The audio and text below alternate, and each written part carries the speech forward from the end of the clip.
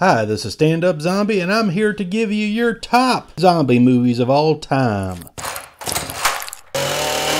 Number 10, 28 Days Later. So a chemical is released that basically turns people into zombies, even though they don't really call them zombies. They call it, rage. They don't know real rage unless you're a zombie, because apparently it makes you bloody pissed off. I say bloody because this is the first British zombie movie on our list, and we may have one or two more.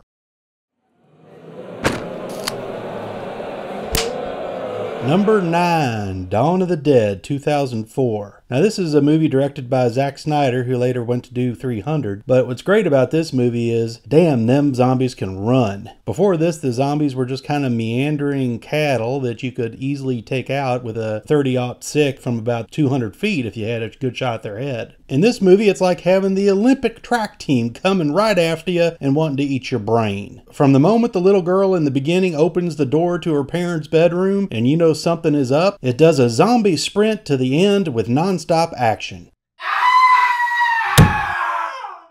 Number 8, Reanimator. Now, this movie stars Jeffrey Combs playing Dr. Herbert West, the crazy scientist with the glowing green liquid that brings dead things back to life. Now, he is liable to shoot about anything up with this liquid to bring it back to life, from a cat to fingers to you name it. The late great David Gale plays Dr. Carl Hill, Herbert West's adversary. Now, at one point, Herbert West decapitates Dr. Hill, and you would think that would be the end of the story. However, you're wrong, it's just the beginning. Let's just say Dr. Hill comes back and he's a little headstrong, much to the chagrin of Barbara Crampton, who plays the head's lust interest. Reanimator was brought to you by Stuart Gordon and Brian Yuzna, who came back and did 2 sequels to this, the second of which is Bride of Reanimator. I know Bride of Reanimator doesn't get on a lot of best of lists for zombie movies, but if you're going to take a detached head and then sew bat wings on it to have it fly around the rest of the movie, I think it's worth a look as well. In the number 7 position, 1979 Zombie, also known as Zombie 2. This is director Lucio Fulci's way over the top, illegal, some might say, follow-up to Dawn of the Dead. Fulci transplants zombie lore back to the Caribbean. There is an unending list here of how they try to put gore into this movie. And best of all, if you can believe this, why should I watch this movie? A zombie eats a shark. Number 6. The classic, The Beginning, Ground Zero, Night of the Living Dead. 1968, directed by George A. Romero. This was a black and white, low-budget movie shot right outside Pittsburgh, Pennsylvania. Now, there had been zombie movies before, but not zombie movies where the zombies walk around and eat the living. Since this is the basis of all modern zombie movies, every zombie aficionado, screenwriter, film director, and whoever who likes zombie movies should have an altar to George A. Romero in their crypt. Number 5, Return of the Living Dead. Now, I know a lot of you haters out there put this way down on zombie list, and I really don't know how you can do that. This is the movie that gave us the refrain of brains.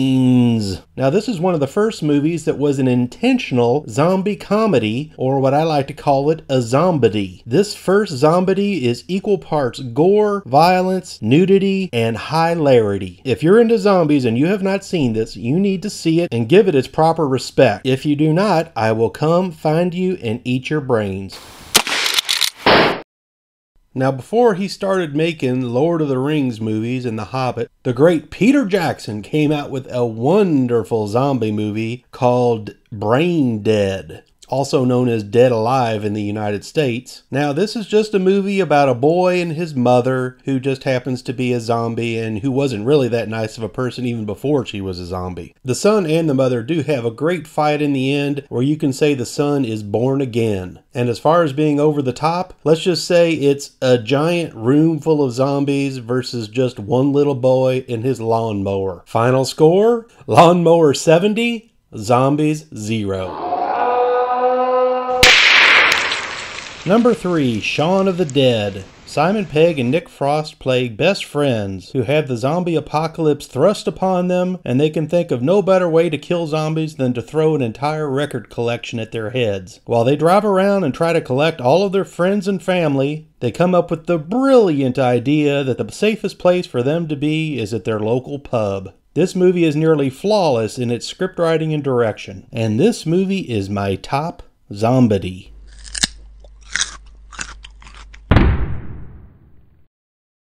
Number 2, Day of the Dead. Hey bub, can you learn how to shoot a gun? Sure he can, and that's what the zombie does in this fine film by the great George Romero. Bub is almost the first time that we get almost a sympathetic view of zombies, which I really like, showing that you have the evil scientist who's just trying to experiment on him, but it looks kind of like Bub has retained some of his humanity. Anyway, some straggling survivors of the zombie apocalypse are living in an old missile silo, and the zombies know they're there, so they just wait for the back door to open. Of course, you can't have too many regular humans in one place without personalities clashing and the back door being opened. I give all props to Sherman Howard, who portrayed Bub, making him lovable.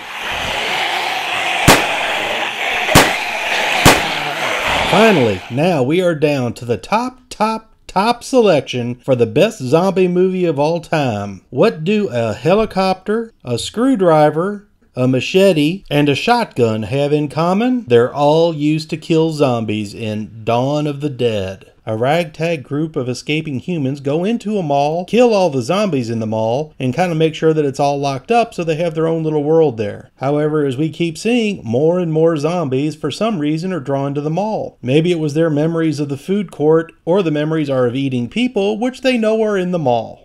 Other than me giving props to Mr. Romero, I do also have to throw a gigantic amount of props towards Mr. Tom Savini. Other than playing the head of the biker gang that actually ends up breaking into the mall, he was also head of all the makeup effects work in this film. Now I know when some of you knuckleheads see this movie now, you go, well, that doesn't even look real. Well, you know what? Look closer, because it does look damn real. And if you need me to come over and rip open your stomach and pull out your intestines so you can get a better view of how it actually does look, I'll be happy to do that. Dawn of the Dead, the zombie movie that rules them all.